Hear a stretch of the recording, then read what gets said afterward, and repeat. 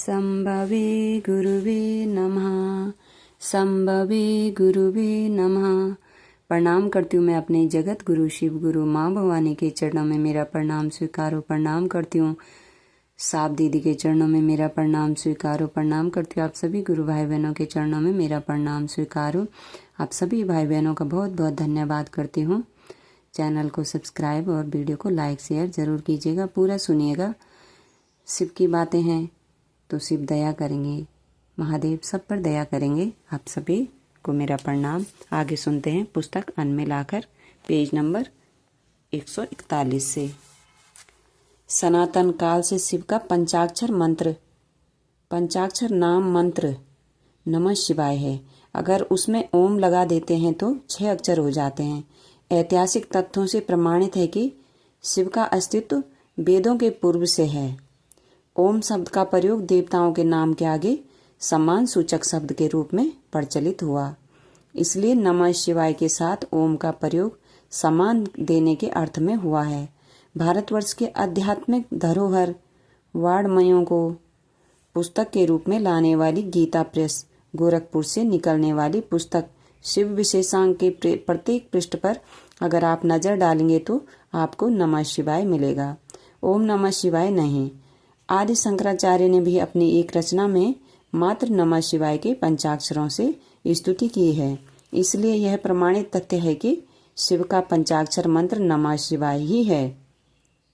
सबसे महत्वपूर्ण बात यह है कि आप चाहे नमः शिवाय करें या ओम नमः शिवाय, वह शिव तो भाव सत्ता है, उन्हें भावजनित परिणाम ही स्वीकार्य है। जीप में आगे 2 ही सीटें थी, इसलिए हरेंद्रानंद ड्राइवर को पीछे कर खुद जीप चला रहे थे। शाम आई, अंधेरा आया। बेगूसराय पहुंचते पहुंचते 7-7:30 बज गए। सिन्हा जी ने कहा, मेरा घर शहर के बगल में है, रात में रुककर क्यों नहीं सुबह पटना चला जाए। हरिंद्रानंद उनके घर जाने को तैयार नहीं हुए, अभी तो कहा कि रोहतगी साहब मध्यपुरा से स्थानांतरण होकर बेगूसराय में ही दंडाधिकारी हैं। चलिए, मुझको उनके सरकारी आवास पर छोड़कर आप अपने घर चले जाइएगा। अच्छा, चंद्रभूषण रोहतगी, हाँ, बहुत दिनों से अपने यहाँ आने का निमंत्रण दे रहे थे। आज जब रुक ही रहा हूँ तो उनकी शिकायत भी दूर कर देता हूँ। चलिए, आपको उनके घर छोड़कर मैं वापस आऊँगा। ठीक है, चलिए। चंद्रभूषण रोहतगी के घर पहुँचने पर स्टाफ द्वारा सूचना मिली कि वे घर पर नहीं हैं। हरिंद्रानंद ने कहा, फिल्म देखने गए होंगे, सिनेमा उनकी कमजोरी है। सर, आप लोग कहाँ से आए हैं? मध्यपुरा से आ रहे हैं, पटना जाना है। राम नारायण सिन्हा ने कहा, बैठिए। नहीं, सिनेमा हॉल में ही मिल जाएंगे, वहीं चलते हैं, हरेंद्रानंद ने कहा। स्टाफ ने सिनेमा हॉल का लोकेशन बताया। दोनों सिनेमा हॉल पहुंचे। बात सच निकली, वे वहीं मिले। रोहतगी साहब को वहां से लेकर उनके आवास पर लौट आए। अपने पुराने मित्र और छोटे भाई जैसे हरेंद्रानंद को देखकर हर्षातिरेक से लबरेज हो गए।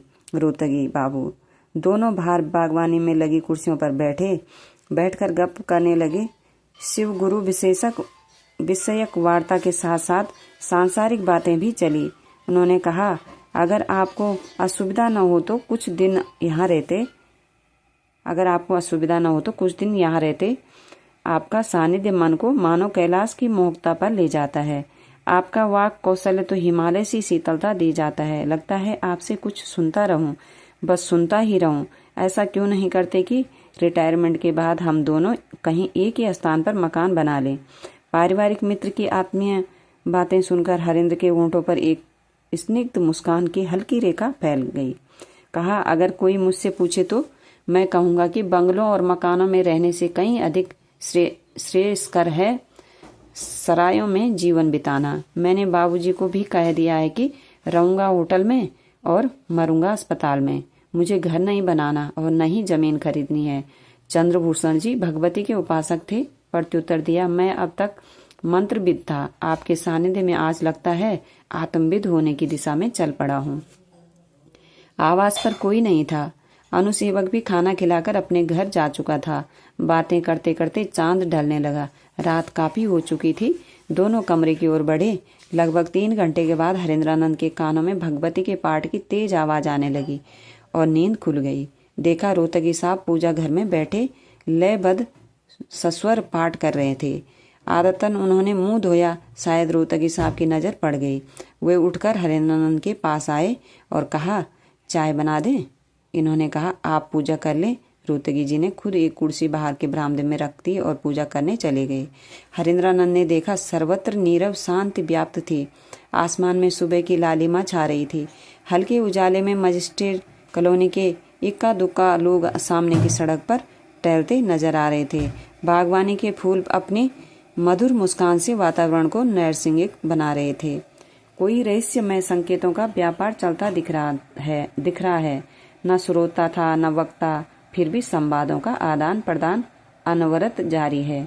ऐसा प्रतीत हो रहा था कि सामने जो अदृश्य है, कभी वहां से कोई पूछ रहा है तो कभी हरेंद्र कुछ बोल रहे होते। हरेंद्रानंद को समझते देर नहीं लगी कि तत्क्षण यहाँ कुछ अलौकिक घटित होने वाली है।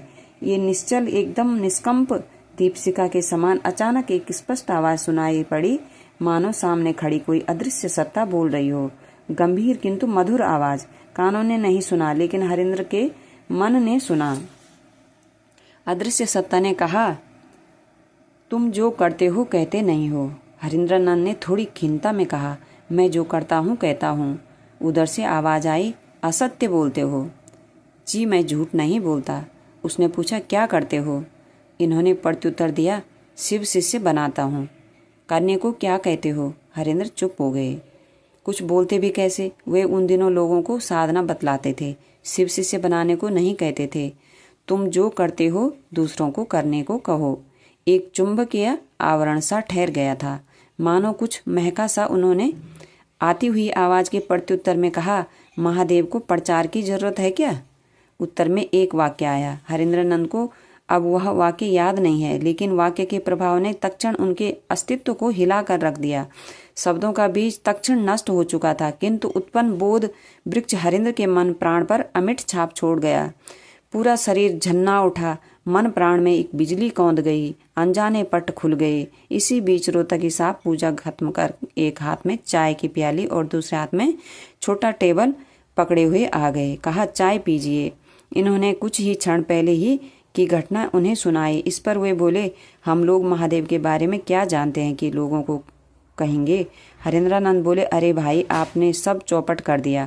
अभी संवाद पूरी तरह खत्म भी नहीं हुआ था कि आप आ गए थे। बातचीत का क्रम बीच में ही रुक गया, जिसके चलते अंतिम वाक्य याद ही नहीं है रहा। लेकिन हरेंद्रानंद को आया बोध अभी भी नूतन था, तरोताजा था। चाय पीकर वे उठे। उजाला हो चुका था। पटना जाने के लिए तैयार होने लगे। सिन्हा साहब भी जीप लेकर पहुंच गए। हल्के नाश्ते के बाद पटना की यात्रा प्रारंभ हुई। अपने गुरु सहित साहब दीदी के चरणों में मेरा प्रणाम। आप सभी गुरु भाई बहनों के चरणों में मेरा प्रणाम। आज के लिए इतना ही। इससे आगे कल